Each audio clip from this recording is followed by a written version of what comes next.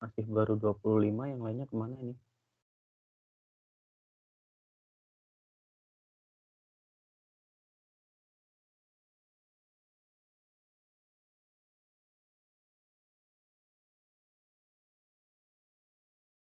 Tolong, diberitahu kawan-kawannya ya.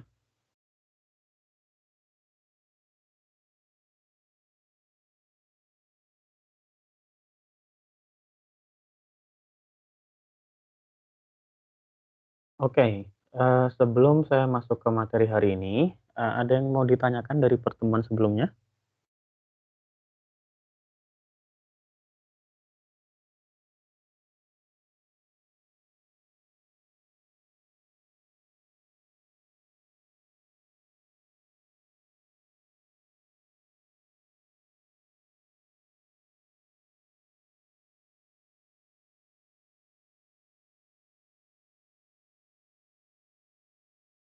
Materi hari ini kita, eee, cukup santai ya, jadi kita nggak akan masuk ke pemrograman C++. Eee, Materi hari ini dari tim penyusun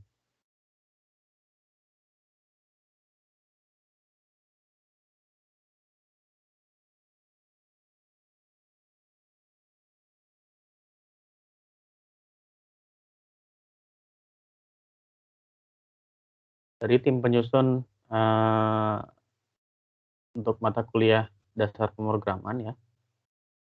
Untuk materi hari ini, kami ingin menekankan tentang bagaimana, eee, kita sebagai seorang programmer itu perlu menjadi seorang programmer yang kompetitif. Jadi, topik materi hari ini adalah tentang competitive programming dan ini materi terakhir sebelum UTS.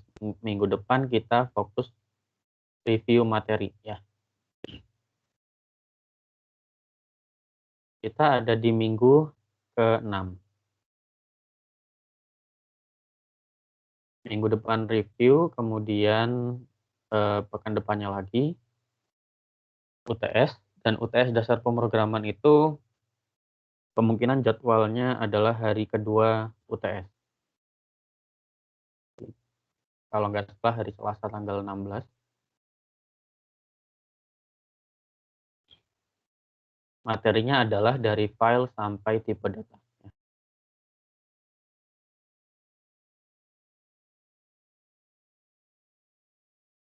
Nanti setelah UTS kita akan, belajar pemrograman lagi lanjutan, ya.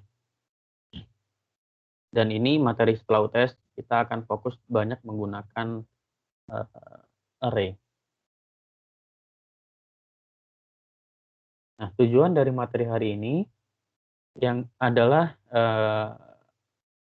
supaya mahasiswa termotivasi untuk menyelesaikan permasalahan-permasalahan ad hoc dengan beberapa operasi dasar dalam bahasa pemrograman tertentu. Jadi kalau misalkan kalian dikasih, problem, kalian bisa mencoba menyelesaikannya secepat mungkin. Bahasa simpelnya seperti itu. Topik pembahasannya ada 4 ya. Yang pertama tentang apa itu competitive programming. Yang kedua kita akan membahas sedikit tentang, tipe-tipe programmer ya yang banyak ditemui. Ini kita klasifikasikan menjadi beberapa kelompok. Kemudian ada tips untuk menjadi, programmer yang kompetitif, dan nanti terakhir ada, ya beberapa situs-situs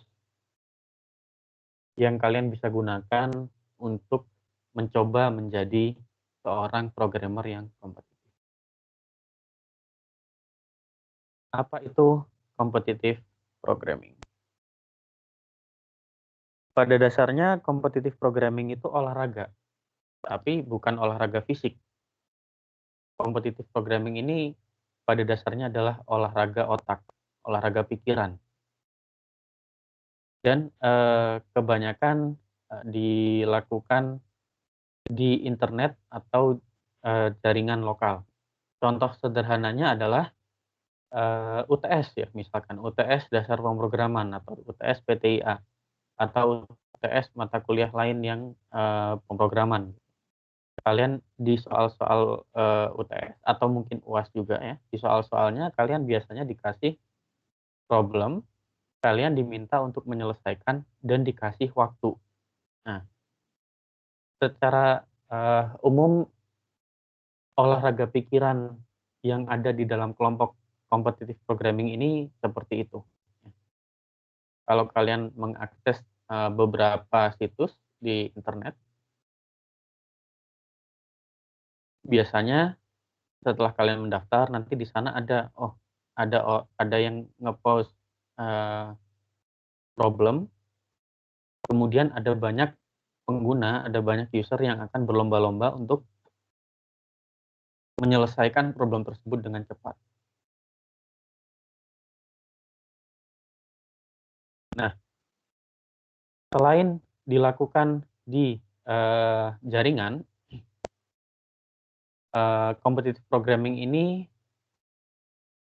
biasanya meminta pesertanya untuk menyelesaikan, eee, problem tertentu sesuai dengan kebutuhan yang diinginkan. Nah, bisa jadi di dalam, website-website ini yang kalian nanti bisa akses ya, bisa jadi, eee, tidak hanya perorangan yang post problem, tapi bisa jadi, ada perusahaan yang juga punya permasalahan yang ingin diprogramkan, yang ingin dibuat programnya. Dan dia daripada cari, apa namanya, programmer, hire programmer yang, dia, apa namanya, biasanya mahal, kadang-kadang dia juga, "Oh, ya sudah saya bikinkan aja kompetisi di website ini dengan problem yang saya punya sekarang. Yang menang kita hire dan programnya kita beli," misalkan seperti itu ya.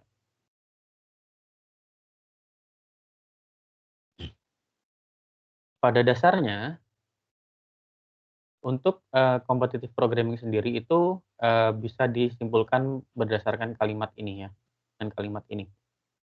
Diberikan, eee, problem-problem di ilmu komputer, kemudian kita sebagai peserta diminta untuk menyelesaikannya secepat mungkin.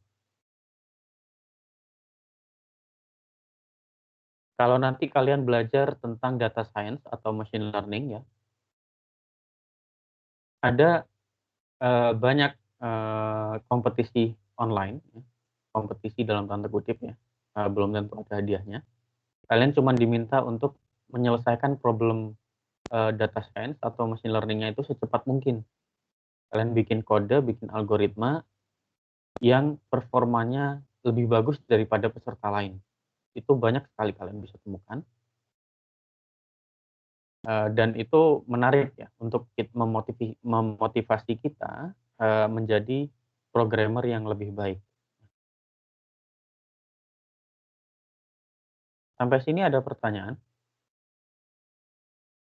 Ya ini karena materinya relatif santai ya. Kalau kalian ada pertanyaan silakan langsung potong saya di tengah-tengah ya. Langsung buka mic saja, bilang, "Pak saya mau bertanya," gitu.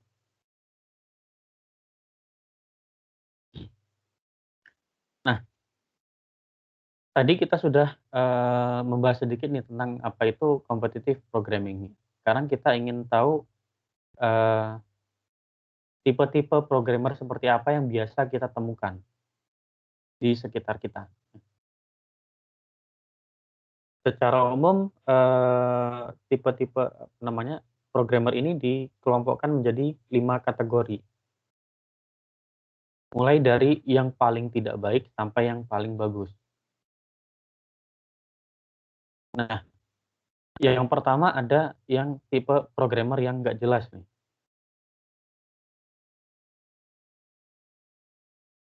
dia nggak punya arah, ya main bikin program aja. Kemudian ada tipe programmer yang, mudah menyerah, Kali gagal ya sudah gitu, terus cari problem lain aja. Ada tipe programmer yang cukup lambat dalam, apa namanya, menyelesaikan problem-problem, ilmu komputer. Yang kita harapkan adalah setidaknya kalian sebagai mahasiswa ilmu komputer di Universitas Pertamina, yaitu menjadi setidaknya kompetitif, programmer ya, programmer yang kompetitif. Kalau bisa kalian jadi yang lebih kompetitif lagi ya. Memang biasanya problem, terutama problem-problem murid atau, siswa atau mahasiswa di Indonesia itu kurang kompetitif, kebanyakan ya. Di antara alasannya misalkan kalau saya kompetitif nanti di apa namanya, dibully sama teman gitu.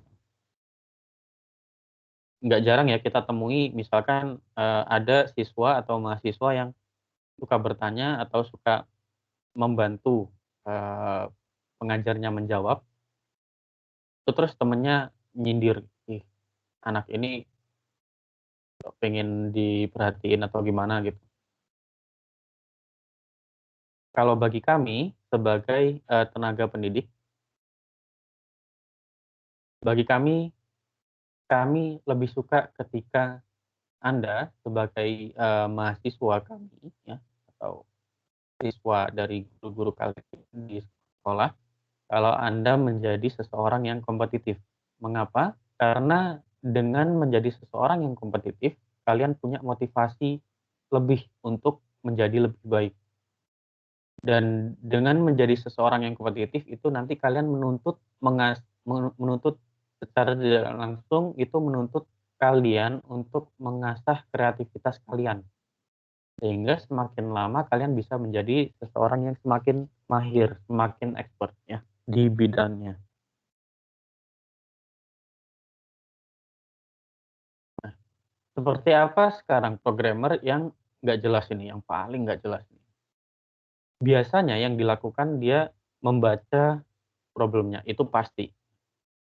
Kita sebagai seorang programmer itu seharusnya paling tidak kita membaca, problem statement-nya. Nah, tapi untuk, programmer yang paling nggak jelas ini, ketika membaca problem, biasanya langsung bingung nih, "Wah, saya nggak pernah lihat problem seperti ini sebelumnya." Contoh sederhananya, ketika kalian diminta untuk menyelesaikan, soal-soal kalkulus misalkan ya, misalkan saya ambil contoh di barisan dan deret. Untuk deret sendiri, metode untuk mengecek kekonvergenan ya, memeriksa kekonvergenan dari suatu deret itu kan banyak ya. Tidak hanya satu 2 problem, tidak hanya satu 2 metode, tapi banyak sekali metodenya. Cuman ketika kuliah mungkin kalian cuman dikasih 1 atau 2 contoh untuk satu atau 2 metode yang sudah dipelajari, tapi metode-metode lainnya belum dikasih contohnya. Nah, kalau kalian berada di kategori ini, biasanya kalian akan menjadi orang yang, "Oh, soal ini belum pernah dibahas nih, masa yang dibahas di soal itu mudah tapi pas ujian, yang keluar sulit." Jangan jadi seperti itu ya. Nah, biasanya langkah selanjutnya yang setelah membaca problemnya dan dia nggak ngerti harus ngapain ya, dia akan mencoba, membuat, set kode, tapi, eee, ya nggak jelas juga set kodenya. Dia bikin minimal, oke input, tapi inputnya ini apakah benar-benar dibutuhkan, apakah inputnya benar-benar, dipakai gitu, juga outputnya gitu. Apakah outputnya benar-benar diharapkan seperti ini, ya ya cuman bikin aja, asal bikin. Bikin terus gagal, bikin gagal lagi, bikin gagal lagi, terus akhirnya menyerah karena semua yang dicoba gagal. Kami di, tim dosen ilmu komputer mengharapkan kalian untuk, eee, kalau bisa jangan pernah menjadi tipe, programmer yang seperti ini, ya. Karena setiap problem itu pasti ada solusinya.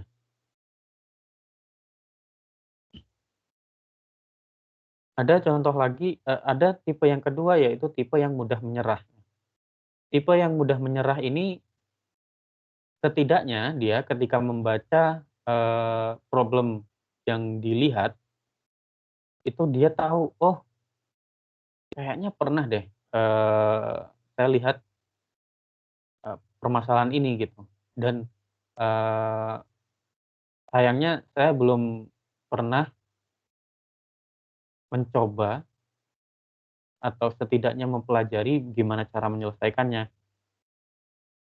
Nah, seperti halnya di tadi belajar kalkulus ya,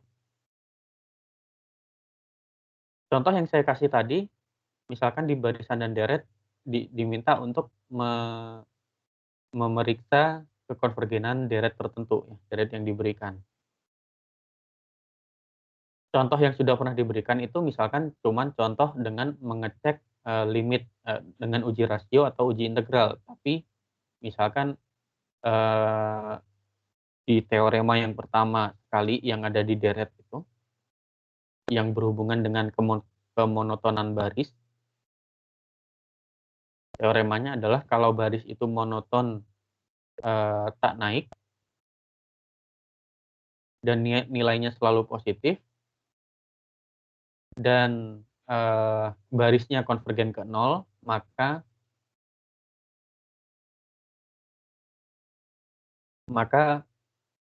deretnya itu pasti konvergen, karena kita hanya diminta untuk memeriksa kekonvergenan. Tapi karena kita nggak ingat nih, teorema yang paling dasar itu, kita mikir terlalu jauh, kita mencoba pakai uji integral, nggak bisa, uji rasio nggak bisa, uji apalagi satunya, yang, ya masih banyak uji ya, uji akar nggak bisa juga, dan uji-uji limit lainnya.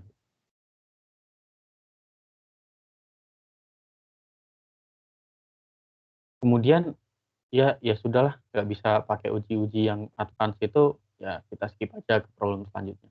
Nah ini menjadi masalah, karena apa? Karena, di sini berarti kurang latihan. Seperti contoh di problem, ini ya, ternyata, eee, solusinya tuh sangat simpel. Misalkan solusinya adalah dynamic programming,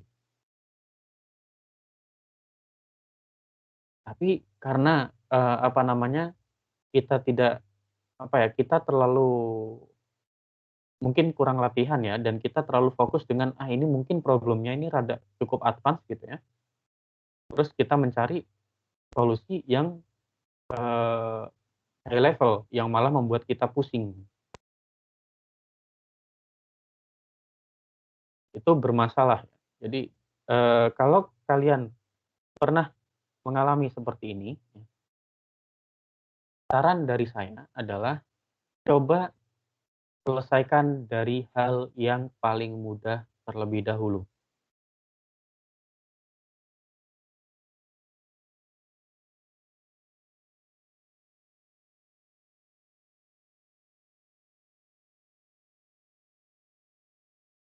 Kalau bisa juga jangan pernah menjadi, tipe programmer yang mudah menyerah ini ya. Karena sekali lagi, setiap problem itu pasti ada solusinya. Cuman kita nggak tahu apakah solusi itu, eee, maksudnya cuman kita belum tentu sadar apakah solusi itu mudah atau susah.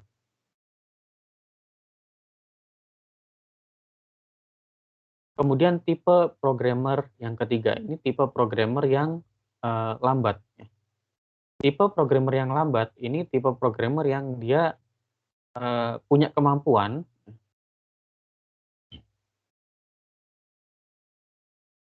tapi karena kurang latihan, dia terkadang kesulitan untuk membaca kodenya sendiri, kesulitan untuk mengecek apakah kodenya sudah, tepat atau belum, dan seterusnya. Tapi dia bisa menyelesaikannya. Jadi biasanya programmer yang lambat ini, ketika membaca problemnya, setidaknya dia sudah tahu nih, oh ini problem, contohnya di sini misalkan, problem matching di suatu graf. Nah, solusinya itu secara umum bisa menggunakan metode yang namanya Edmonds-Blossom shrinking.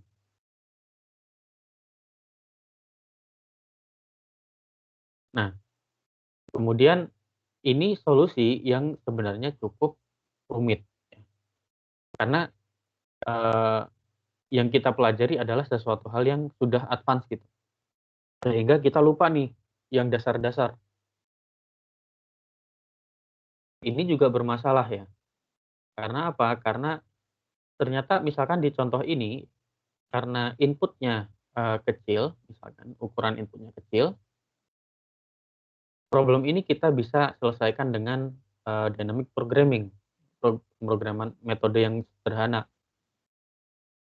Tapi karena kita mikirnya, "Oh ini pakai ini advanced blossom shrinking," kita coba kodenya dengan metode yang berat itu. Nah cuman karena metode yang kita mau coba ini rumit, ya, kita jadi bingung sendiri nih waktu ngerjakan ya, waktu membuat programnya. Kita, membuat, input output-nya sudah benar. Kemudian kita membuat proses rekursif, menguji, solusi kita, kemudian kita kita tes apakah ada error di situ. Kita nggak yakin nih solusi kita benar apa enggak, terus saja diuji. Kalau gagal diubah lagi kodenya dan seterusnya. Ternyata misalkan setelah 3 jam baru kita, benar-benar selesai menyelesaikan program ini.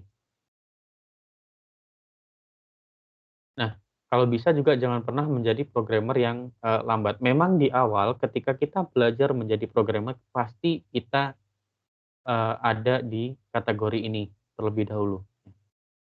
Kita membuat kode itu mungkin akan lambat, tapi lama-kelamaan kita bisa menyelesaikannya dengan lebih baik. Seperti nanti mungkin kalau misalkan kalian, sudah mulai belajar membuat, eee, kode misalkan untuk, aplikasi di smartphone. Mungkin di awal kode kalian akan sangat, berantakan, tapi setelah selesai, oh berantakan tapi simple nih, nggak apa-apa. Maksudnya, eee, ini solusi yang buat saya paling mudah dan saya tahu ini solusi pasti benar. Itu nggak masalah, kerjakan aja dulu. Nanti baru seiring berjalannya waktu kalian bisa membuat kode kalian lebih baik.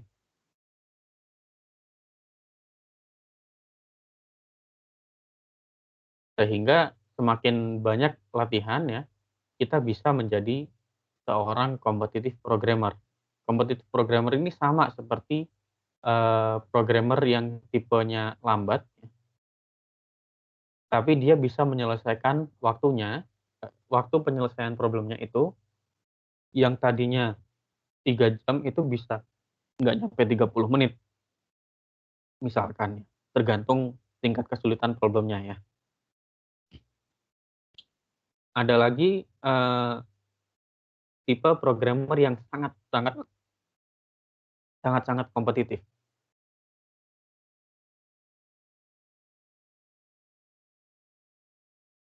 Programmer yang sangat-sangat kompetitif ini bisa juga menyelesaikan problem yang sama, tapi jauh lebih cepat lagi daripada seorang kompetitif programmer.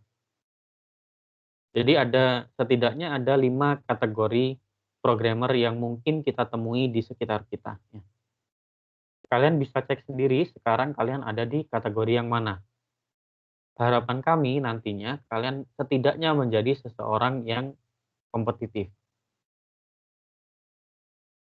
Karena, just for your information aja ya, di Indonesia ini, nggak cuma di Indonesia sih sebenarnya, cuman kalau kita lihat di Indonesia ya, lulusan, jurusan IT, jurusan ilmu komputer maupun informatika itu banyak sekali.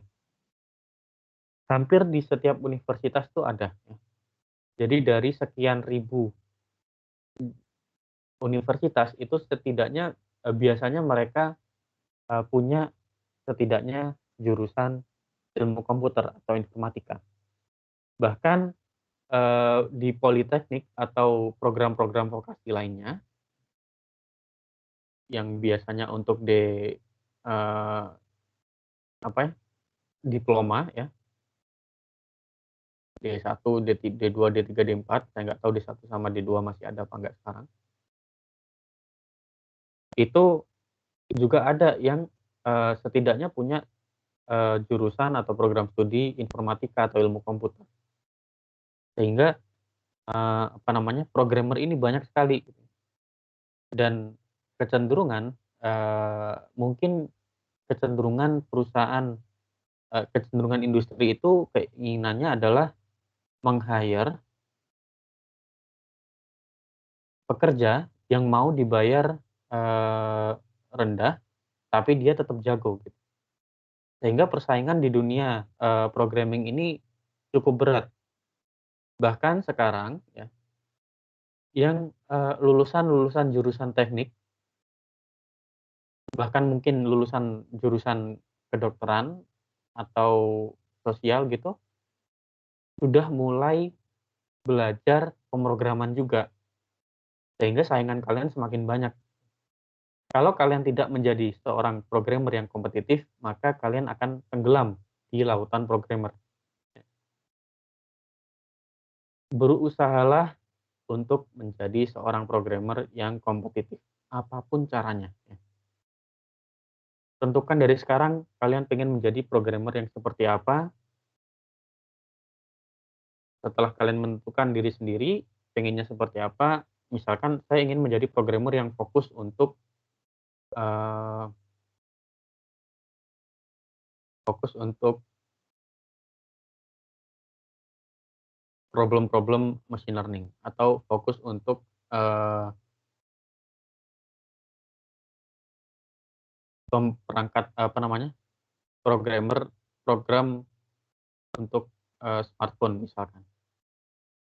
Nah, setelah itu ya sudah menjadi kompetitif programmer ya, programmer yang kompetitif di, eee, impian kalian.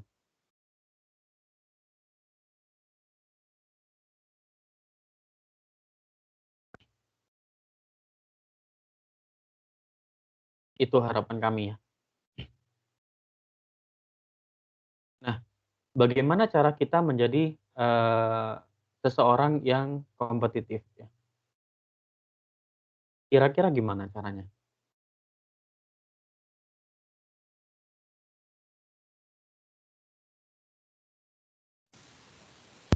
Latihan, Pak. Apa? Latihan. Latihan salah satunya, oke. Yang lain? Saya tampung dulu ya latihan ya. Yang lain?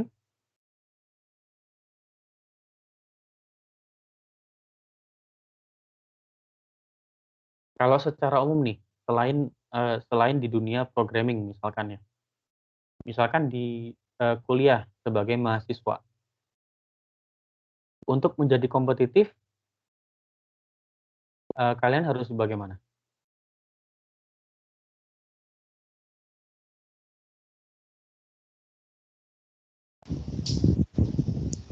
Telaten, Pak.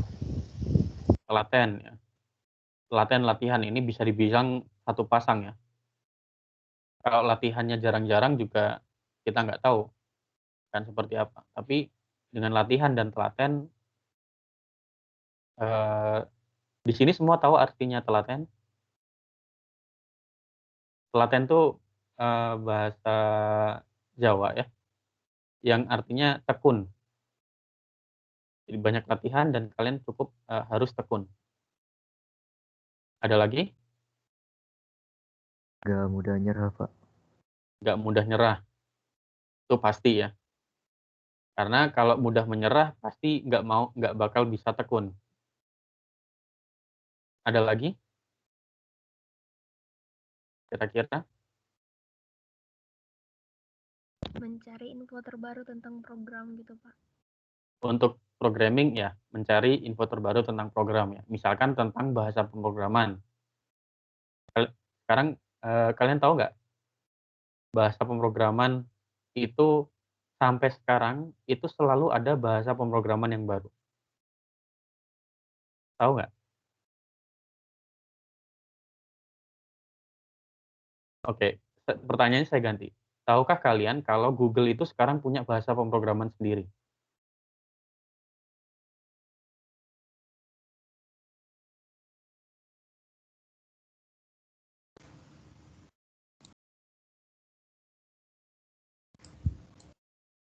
Google itu sekarang punya bahasa pemrograman sendiri, silakan dicari ya. Namanya kalau nggak salah Golang.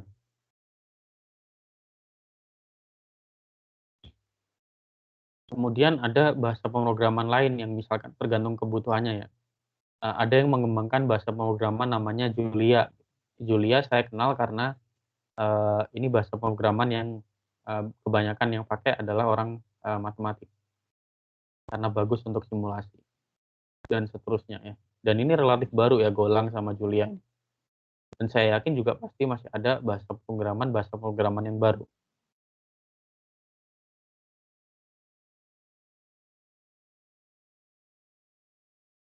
Tadi di antara contohnya, di antara tips-tips yang mungkin bisa dipakai ya.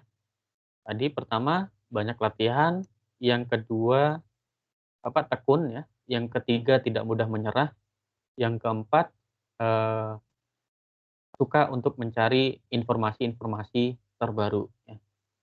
Itu di antaranya. Mungkin dan ini tips-tips ini belum tentu semua orang maksudnya gini, kalimatnya saya ubah ya. Belum tentu tips-tips ini efektif untuk setiap orang. Tapi setiap orang itu bisa memotivasi dirinya untuk membuat tips-tips sendiri sehingga lebih kompetitif.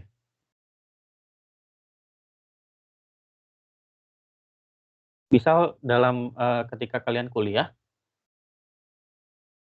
kalau dalam perkuliahan ya, di antara tips-tips menjadi kompetitif, kalau yang saya rasakan sendiri itu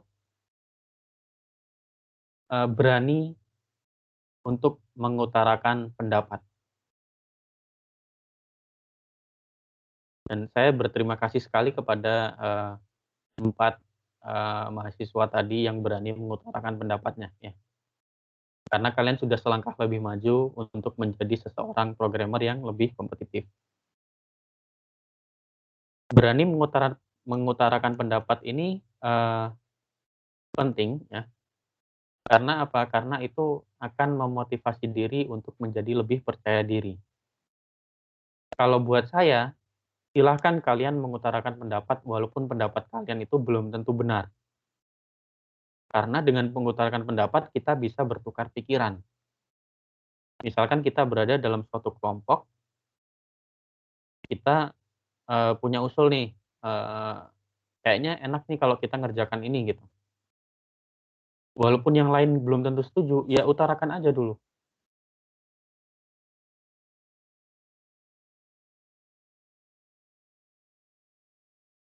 Berani bertanya. Itu juga penting ya, berani bertanya itu penting.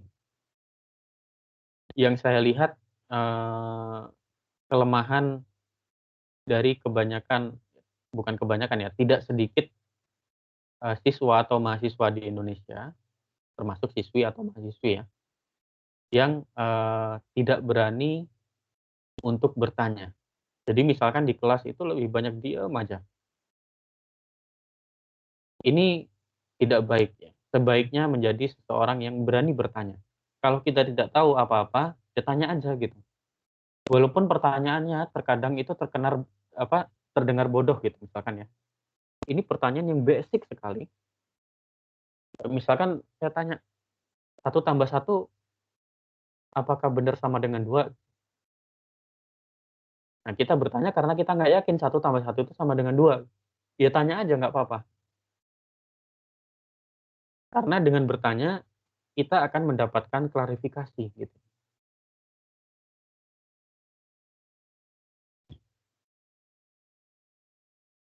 Dan berani mengakui kesalahan, itu penting juga. Tapi untuk menjadi kompetitif, programmer, ada beberapa tips lain yang lebih spesifik, yaitu yang pertama, cobalah untuk, eee, mengidentifikasi permasalahan dengan cepat. Seperti yang saya katakan tadi, mungkin kita di awal ketika kita menjadi seseorang, kita baru belajar pemrograman, kita mungkin akan menjadi programmer yang masih lambat, tapi tidak masalah. Masih lambat itu bisa jadi karena kita kurang latihan, atau karena memang kita baru tahu nih problemnya. Problemnya belum pernah kita temui sebelumnya, nggak masalah.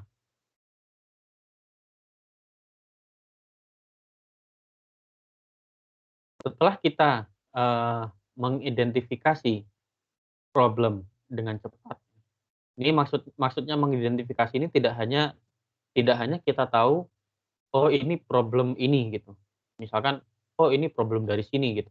Bukan seperti itu ya. Maksudnya selain kita tahu, oh ini problem ini, kita juga harus tahu, eee, ini butuh input apa saja dan butuh output apa saja, dan mengharapkan output apa saja.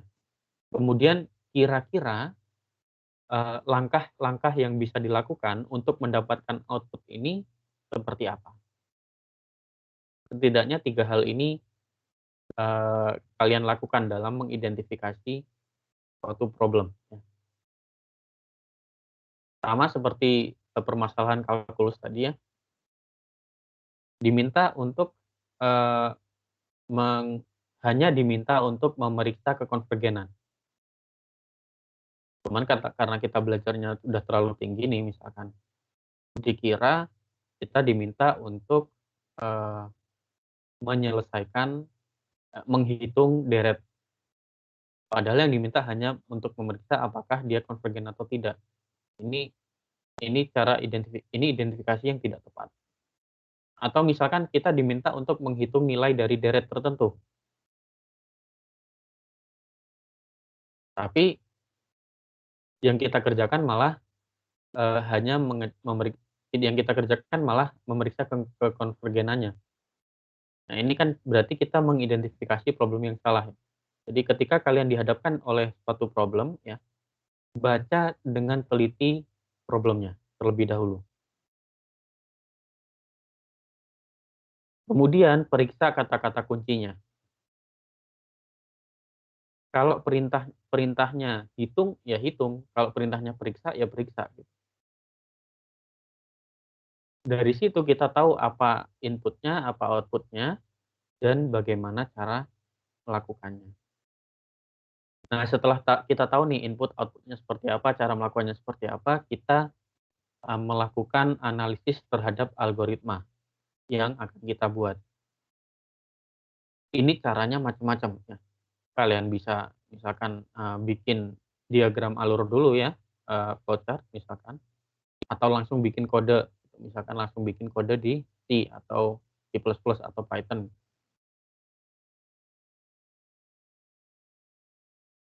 Sebelum, dijalankan, kita sudah memastikan nih algoritma kita ini sesuai dengan yang kita harapkan atau tidak. Langkah yang ketiga adalah kita benar-benar menguasai bahasa pemrograman yang kita pakai. Ini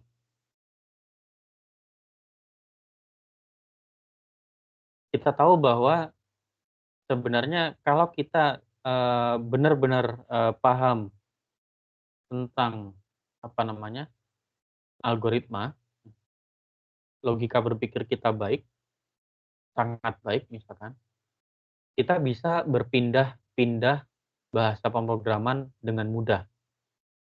Tapi bukan berarti, ketika kita pindah bahasa pemrograman, kita bisa langsung menguasai bahasa pemrograman itu, tidak.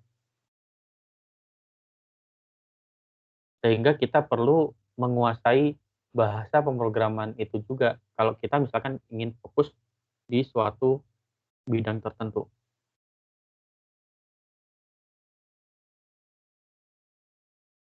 Misalkan sekarang kalian ingin menjadi kompetitif di bahasa pemrograman C++, ya fokus dulu ke C++ sampai kalian benar-benar tahu dalam-dalamnya C++. Itu artinya kita menguasai.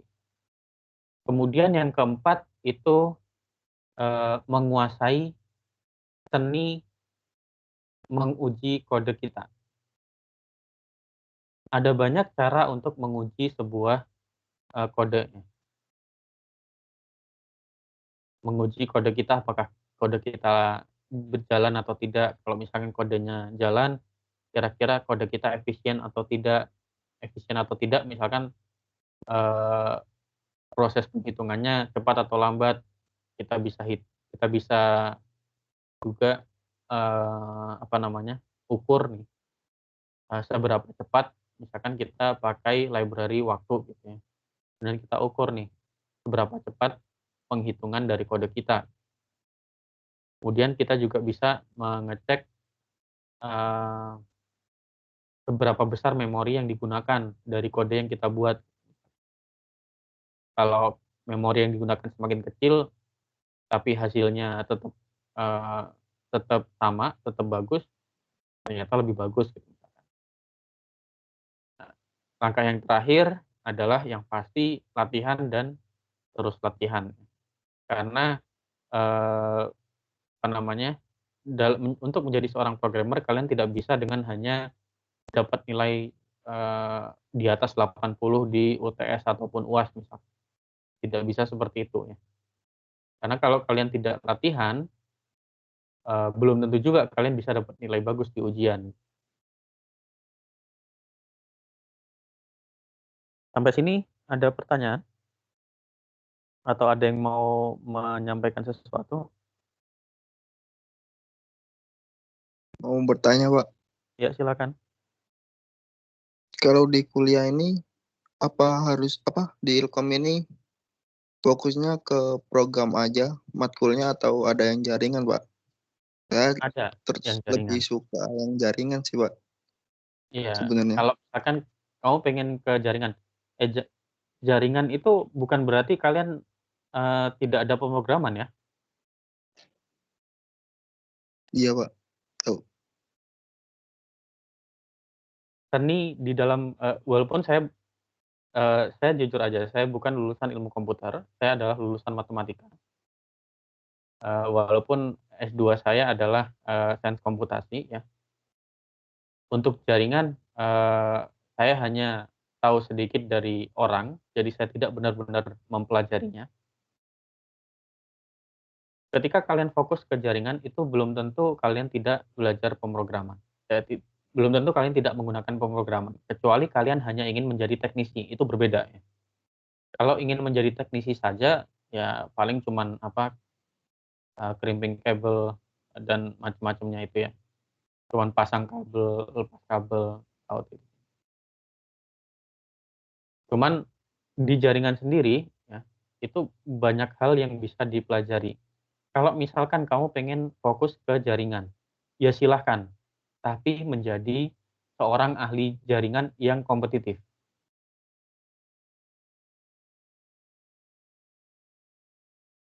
Selalu cari tahu nih, state of the art seni dalam jaringan itu seperti apa.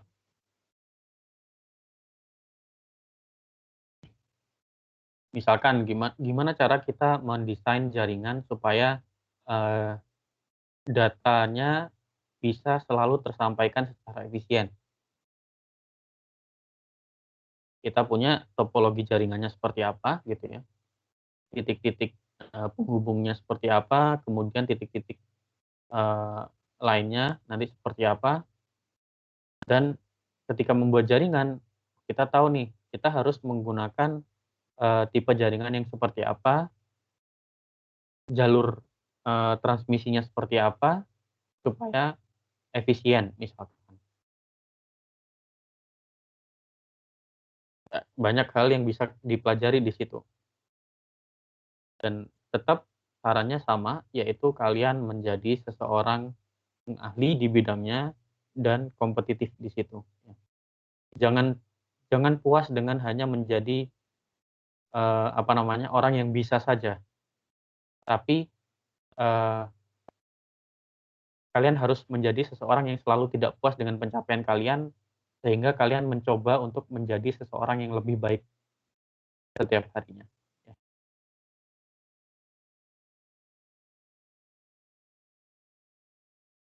Memang beberapa problem yang sering saya temui adalah ketika misalkan sudah bekerja. Nanti kalian ini contoh paling simpel ya. Ngapain kamu belajar kalkulus di kerjaan itu nggak dipakai gitu. Ini ngapain belajar kalkulus? Di sini berarti kalau kalian sudah menyampaikan ini, berarti kalian tidak pernah mempelajari esensi dari belajar kalkulus misalkan. Esensi dari belajar kalkulus atau mata kuliah dasar adalah kalian belajar mengasah logika. Seperti halnya dengan mengapa kalian belajar mata kuliah kreatif problem solving.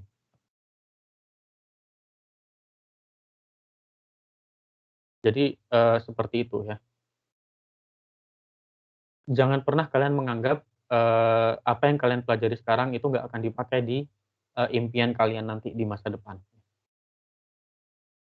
Kalian harus selalu optimis bahwa yang dipelajari sekarang itu nanti pasti terpakai walaupun mungkin kita tidak sadar kita telah memakainya. Seperti itu ya. Ada lagi?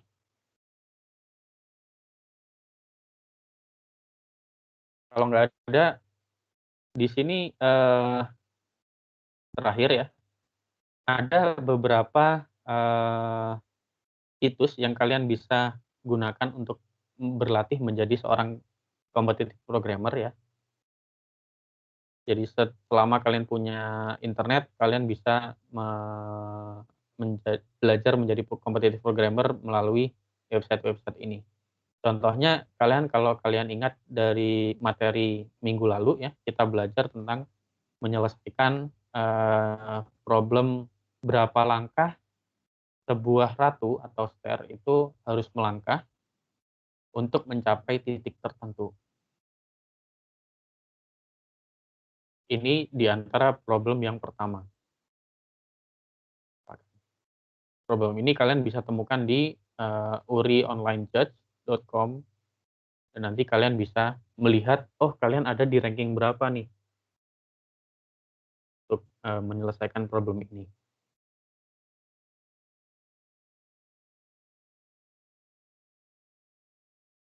Selain ini, masih banyak yang lainnya ya.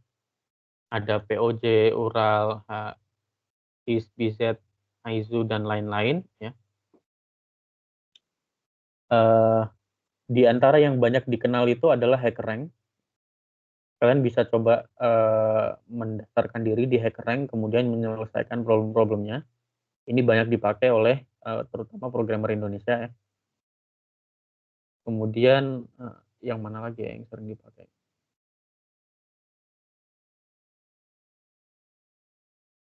Oke ya, ini di antara contoh-contoh yang lainnya ya, yang bisa kalian coba.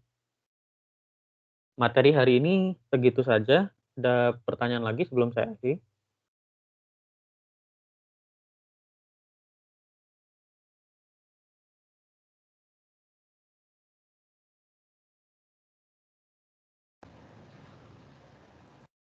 Mungkin tidak ada Pak, cukup jelas Pak. Materinya cukup santai ya.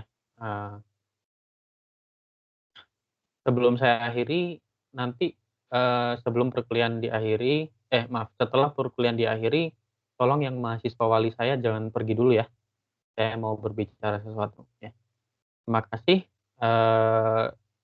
Sampai ketemu Jumat depan, siapkan semua pertanyaan-pertanyaan yang kalian ingin tanyakan Jumat depan ya. Untuk kita review. Itu saja. Sampai ketemu Jumat depan. Assalamualaikum warahmatullahi wabarakatuh. Selamat pagi.